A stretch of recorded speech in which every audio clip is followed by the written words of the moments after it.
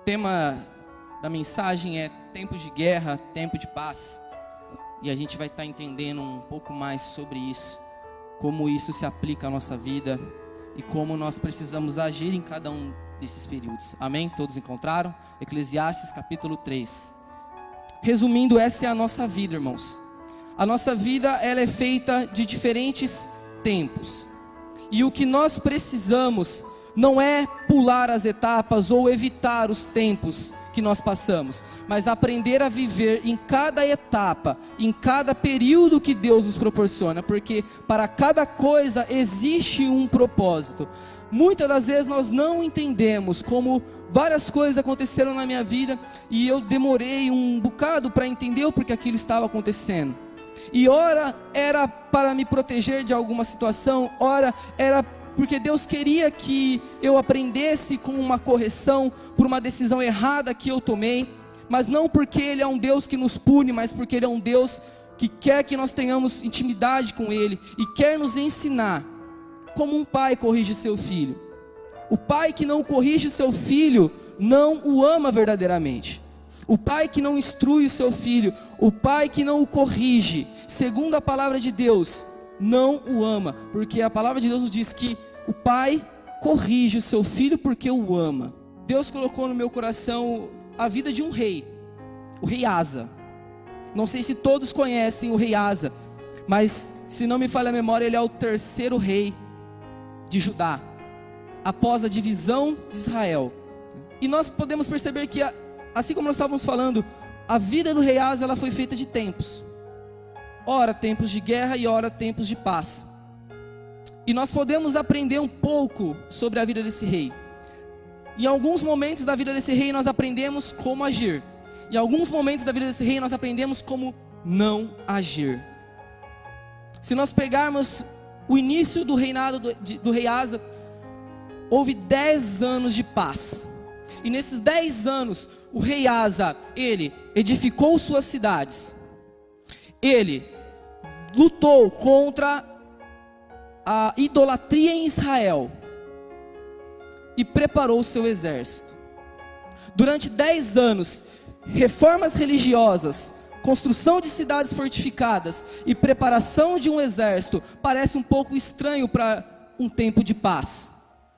Quando eu estava preparando essa mensagem, eu perguntei para minha esposa: amor, o que você costuma fazer em tempos de paz?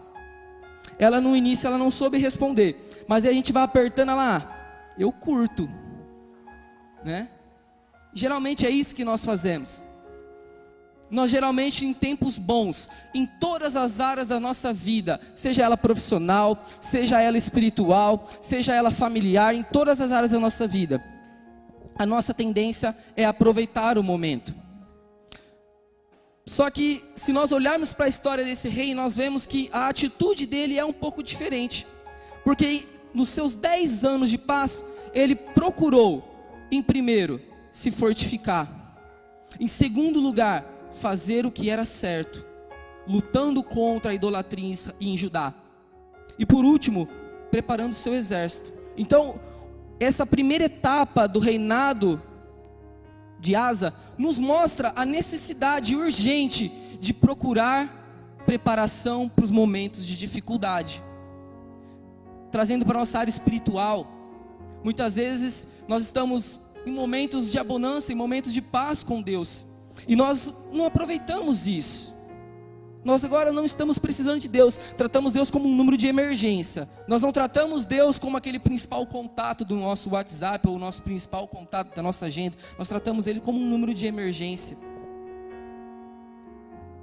Olhando para essa história, irmãos, nós precisamos entender que nos momentos de paz da nossa vida, é o momento exato para você buscar cada vez mais a intimidade com Deus.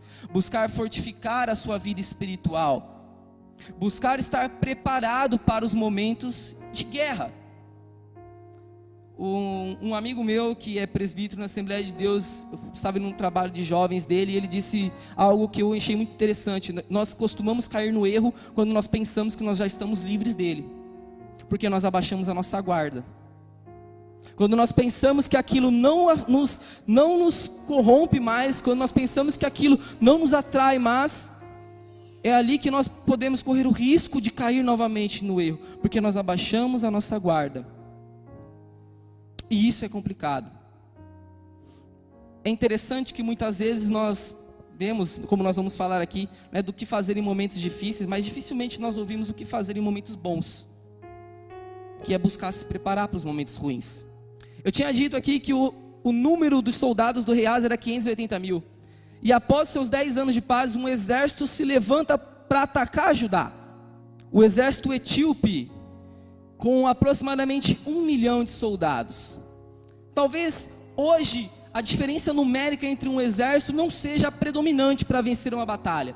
Mas com certeza, naquela época, onde o contato era direto, certamente a diferença numérica era predominante para se vencer uma batalha. E nós estamos falando de um exército de quase o dobro do tamanho do exército do rei Asa.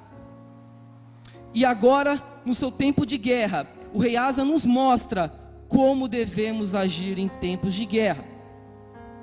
Muitas vezes, nos tempos difíceis, nós costumamos nos retrair, entrar no nosso cubículo, né? Nosso ostracismo. Nos retraímos ao máximo e buscamos nos esconder e não encarar o problema de face a face. Então, quando nós nos deparamos com uma dificuldade, a melhor opção não é fugir da dificuldade, mas sim enfrentá-la. E quando nós olhamos para o rei Asa, foi exatamente isso que ele fez. Ao ver um exército com o dobro do seu tamanho, ele se posicionou em posição de batalha. Ele se posicionou para batalhar. Ele não se escondeu atrás de suas cidades muradas, porque isso ele poderia ter feito. Era uma tática antiga de guerra, os exércitos se esconderem em suas cidades fortificadas. Só que provavelmente ele teria sido destruído, porque ficaria cercado, faltaria alimento, faltaria água, e provavelmente ele morreria. Então fugir e se esconder dos nossos problemas nos tempos de guerra não é a melhor opção. Precisamos enfrentá-lo, nos colocar em posição de batalha. E guerrear sozinho? Não. Nós vemos que a atitude do rei Asa foi de clamor a Deus, de oração a Deus, recorrendo a Deus, dizendo: olha, Senhor, que não prevaleça contra ti o homem. E nós vemos que a partir da oração do rei Asa, Deus começa a ferir o exército etíope. E o povo de Israel, o povo de Judá, percebendo que o exército etíope estava enfraquecido, parte em direção ao exército etíope e acaba com o exército, acaba com as cidades etíopes. E sabe o que Deus me mostrou nisso, irmãos? Que muitas vezes é igual a gente começa a tomar antibiótico. A gente está doente, começa a tomar antibiótico, toma ele 3 dias, o corpo melhora. O que a gente faz?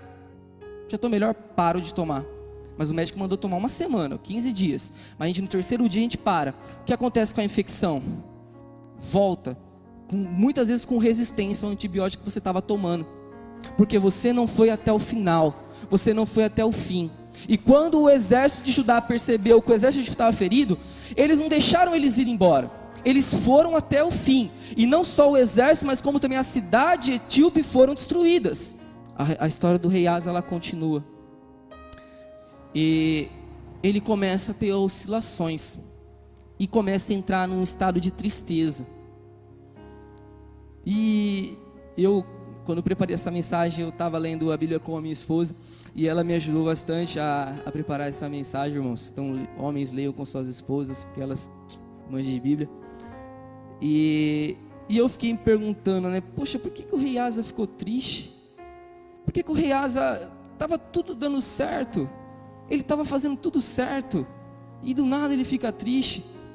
Eu imagino que nós somos assim às vezes. Porque nós estamos fazendo tudo certo, esperando coisas boas, e de repente começa tudo a dar errado. A gente vira e fala para Deus: o que eu estou fazendo? Eu estou fazendo tudo que o Senhor mandou. Eu estou fazendo tudo certo. Eu não estou pisando fora de nada, Deus. E as coisas ruins estão acontecendo comigo. E aí eu lembro das palavras de Jesus, né? O sol, a chuva, ela brilha, ela cai, ela chega para todos. Assim como os tempos ruins chegam para todos. Mas lembra, O problema não é o tempo, mas a forma como nós encaramos o tempo com o qual nós estamos lidando. Esse é o porém. Como nós estamos lutando a nossa batalha? Que armas nós estamos usando? Que estratégias nós estamos usando? E é interessante que Deus não deixa o rei Asa triste. Ele envia um profeta, Zacarias, para falar com o rei Asa. E é de lá que sai, né? Não desanime, não desfaleça, porque a tua obra tem recompensa. A história do rei Asa, como eu disse para vocês, possui altos e baixos. E esse rei que enfrentou sua dificuldade, esse rei que buscou o conselho de Deus, esse rei que nos mostrou um exemplo de como agir no tempo bom e no tempo ruim, nos mostra agora, infelizmente, como não agir. Porque, mais uma vez, um tempo de guerra bate à porta do rei Asa. O reino do norte, Israel, começa a construir, né, igual o Trump queria construir um muro para impedir a imigração para os Estados Unidos. O rei Baasa de Israel começa a construir uma cidade para impedir as pessoas de saírem do reino do norte e irem para o reino do sul. E é interessante quando você lê por que as pessoas estão fazendo isso. O profeta diz que porque os povos de Manassés, Efraim, estavam vendo que Deus era com o rei Asa. E isso é interessante, porque se nós soubermos como passar pelos momentos difíceis, nós nos tornaremos centro de atenção para as pessoas. Vocês já pararam para ver como é ruim você chegar perto de uma pessoa e ela só ficar reclamando da vida para você? Te deixa mais para baixo ainda. Te deixa mais desanimado. Mas em tempos difíceis e tempos de guerra, quando as pessoas olham para nós e percebem que nós somos diferentes, nós estamos tristes, mas não completamente arrasados. Nós estamos talvez abatidos, mas não destruídos. As pessoas percebem essa diferença e vão recorrer até nós, irão vir até nós. Mas se nós formos pessoas que somente reclamamos, murmuramos, queremos pular esse momento de dificuldade, certamente as pessoas se afastarão de nós. E agora, mais uma vez, o rei Asa se vê em guerra. Qual atitude o rei Asa vai tomar? Recorrer a Deus novamente? Infelizmente, não. Agora, diante de um momento tão pequeno, tão minúsculo, porque ele tinha acabado de derrotar um exército de 1 milhão, e agora só porque o reino do norte estava construindo uma edificação na sua fronteira, ele poderia novamente ter recorrido a Deus, mas agora ele preferiu recorrer a homens. Ele pega o tesouro da casa de Deus e entrega nas mãos do rei da Síria, em troca de proteção. Às vezes nós nos achamos capazes de vencer os problemas pequenos. Só os grandes nós entregamos a Deus. Nós oramos por um câncer, mas por uma dor de cabeça ninguém ora. Nós oramos e nos desesperamos e recorremos a Deus em coisas grandes, mas nas pequenininhas nós achamos que nós somos capazes, que nós não precisamos de Deus. E isso é um perigo, porque se isso se tornar prática na sua vida, quando chegar um momento de dificuldade grande, você nem vai perceber. Você nem vai se dar conta do que você está fazendo, porque você está no automático, você se adaptou a resolver tudo sozinho. E quando chegar o problema difícil, complicado, você não vai recorrer a Deus. Mas irmãos, o rei Asa teve uma chance. Um outro profeta foi falar com ele e disse que ele foi tolo no que ele fez, e que o exército do rei da Síria tinha escapado das mãos dele. E vocês acham que o rei Asa se arrependeu? Infelizmente não. Pelo contrário, ele açoitou o profeta, ele oprimiu o povo e continuou confiando na força do seu próprio braço. Por fim, ele ficou doente. E nessa doença, ele acabou morrendo.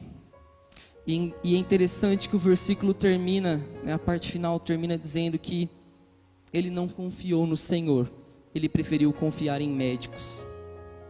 E aí eu me lembrei muito da história do rei Ezequias, que quando fica doente recorre a quem?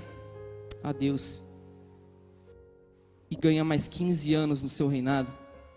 E aqui, para encerrar, irmãos, nós temos o exemplo do que fazer em tempos de guerra e em tempos de paz. E o exemplo do que não fazer em tempos de guerra e em tempos de paz. Tempos de paz, irmãos, procurem se preparar, procurem se fortalecer em todas as áreas da vida de vocês, não abaixem a guarda. Chegou o tempo de dificuldade, se coloquem em posição de batalha, se coloquem em disposição para resolver o problema e não para fugir dele. Confiem em Deus, recorram a Deus e tentem ir até o final. 2 Coríntios capítulo 4, versículo 8.